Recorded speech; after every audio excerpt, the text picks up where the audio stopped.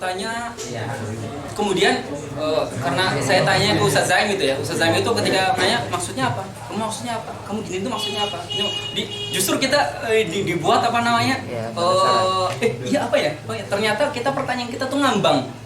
Ternyata pertama kita hanya muncul sekilas gitu, sekilas ditanyakan. Padahal belum selesai tasawur pertanyaan tersebut itu belum selesai. Nah, sehingga saya sering langsung bertanya saat itu awal-awal. Nah, disuruh untuk diperjelas terlebih dahulu pertanyaannya. Sampai kemudian saya paham bahwa ketika mau bertanya itu harus jelas terlebih dahulu permasalahannya. Sehingga saya sering ketika mau tanya, iya, nggak jadi. Sering kayak gitu. Mau tanya, ya, nggak jadi, gitu ya. Saya mau tanya, beliau diam sebentar. Nggak jadi. Saya pernah juga di di bis gitu. Beliau duduk di depan, saya duduk di belakang. Saya jalan gitu, di belakang beliau pas itu kosong. Saya duduk, nggak jadi. Saya belum mengatakan jawabannya apa. Saat itu ketemu langsung jawabannya. Kapan? Ketika saya memperjelas pertanyaannya. Ternyata ketika saya memperjelas pertanyaannya, ternyata saya tahu jawabannya.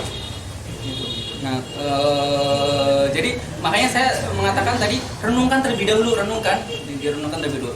Berikan proses akal kalian untuk memikirkan, untuk memahami terlebih dahulu. Kalau difikirkan, ini kok gini ya, ini kok gini ya. Kalau ini kok tapi gini, baru ditanyakan. Gitu. Bukan setelah datang langsung ditanyakan. Karena diproses terlebih dahulu, maka ditanyakan. Dan itu saya juga belajar dari kesalahan itu. Bukan berarti melarang pertanyaan, bukan, tapi difikirkan terlebih dahulu, kemudian baru ditanyakan. Nah, ada yang ditanyakan?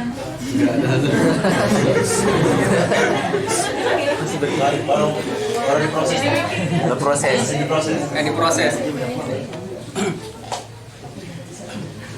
Saya ingin menerapkan, walaupun belum sepenuhnya, sedikit-sedikit menerapkan proses sistem belajar mengajar yang di Finlandia.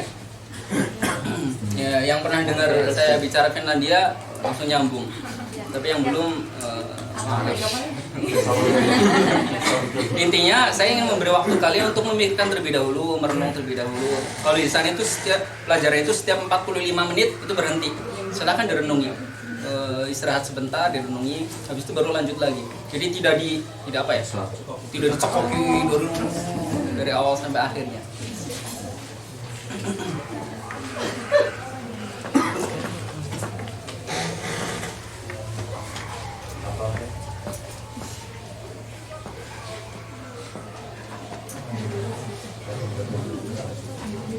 Masih kuat nggak ini?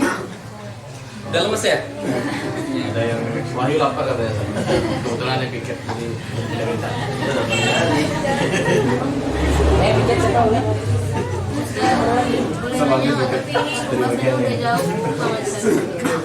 Yang tadi Maida sedikit kan yang anak tahu kan dari apa ya, Ustaz siapa gitu, ada kamus di situ isinya tentang adat gitu. Jadi satu kata artinya dua makna berbeda ya, kayak syiro itu berarti ada kemungkinan bertemu dalam ketidakadaan gitu. Itu beda nggak kaidahnya sama yang ini gitu? Itu pembahasan lain. Beda ya? Adat di sana pembahasan lain dengan zidnya di sini. Itu dalam logo, ini dalam akal.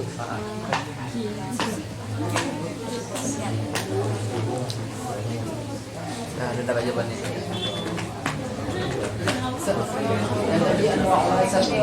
Batasan-batasannya dari kalau dari bahasa Ada Rahmat bertanya, dari segi bahasa hasar itu artinya apa? Apa artinya hasar? Terbatas itu ya. Hasar itu adalah terbatas. Nah, maksudnya adalah terbatas dalam jumlah tertentu.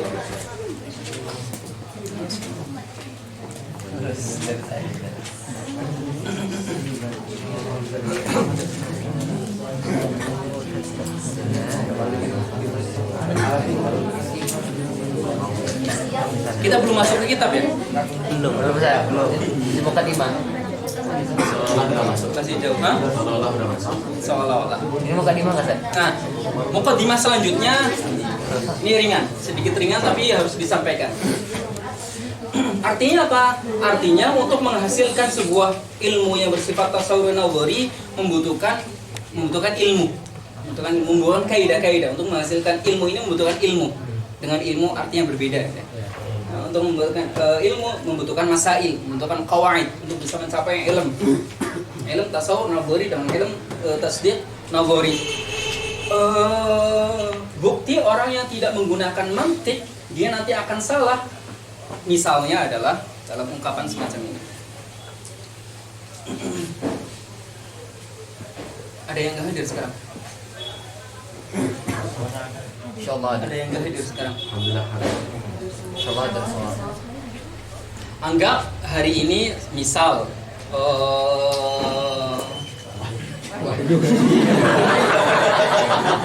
Paling terang pas lihat lah ini. misalnya Uyung tidak hadir. Misal saja. Nah, misal Uyung tidak hadir dars hari ini. Dan semua yang hadir dars ini memahami dars. Semua yang hadir dars hari ini faham apa yang saya sampaikan. Faham apa yang Ustadz sampaikan. Uyung tidak hadir dars. Semua yang hadir faham. Berarti Uyung Tidak bisa. itu adalah jawaban orang yang salah dalam berpikir.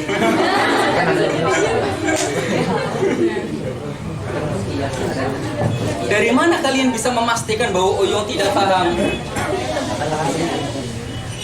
Karena nggak hadir. Oh, itu masih salah. Itu masih salah. Kenapa? Mungkin di Indonesia Uyung sudah belajar dan dia sudah lebih paham dibandingkan kalian yang hadir.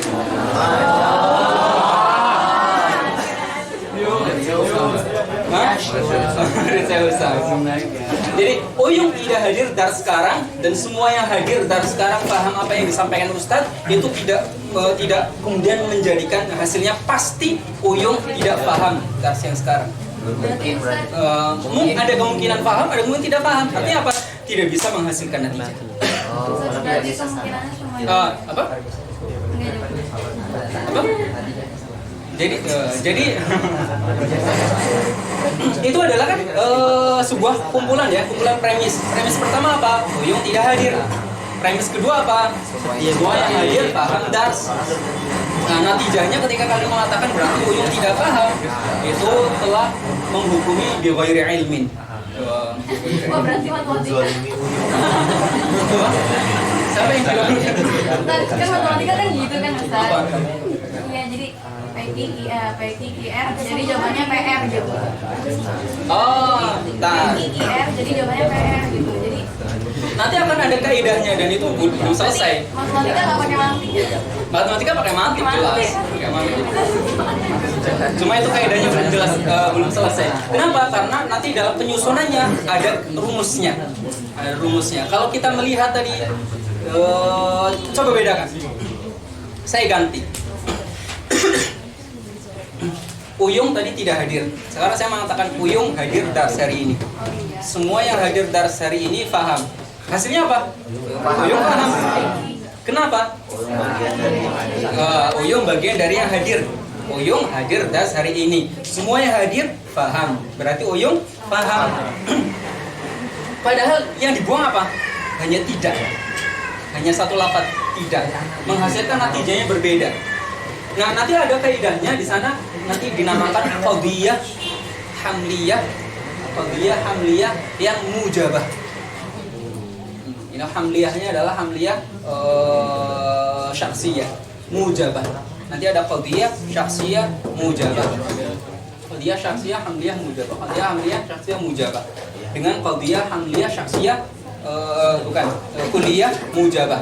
Itu menghasilkan. Kalau yang satunya itu adalah yang tidak itu adalah salbiyah. Nanti akan kita bahas. Tapi yang ingin saya sampaikan adalah apa? Ada rumusnya. Sama-sama menghimpun dua maklumat, tapi ada yang bisa menghasilkan natijah, ada yang tidak. Menghasilkan natijah, ada yang bersifat kulliyah, ada yang juz'iyah, ada yang muhmalah, ada yang syakhsiyah. Muhmalah nanti masuk ke juz'iyah, syakhsiyah nanti masuk ke dalam kulliyah. Ada yang salbiyah mujabah, ada yang salbiyah sorry, kuliah salibah, ada yang usia salibah. Mujabah kuliah. Ada yang kuliah salibah, kuliah mujabah. Kuliah mujabah, kuliah salibah, jusia mujabah, jusia salibah. Ada 4 kemungkinan jawaban. Itu ketika ada jawabannya. Jadi banyak dan akan kita bahas nanti. Intinya apa? Intinya ada ilmunya dalam menyusun maklumat untuk bisa menghasilkan maklumat baru. Billahi taufik wal hidayah, wallahul muwaffiq ila aqwamit thoriq. Kita akhiri dengan doa kafaratul majelis kemudian sholawat.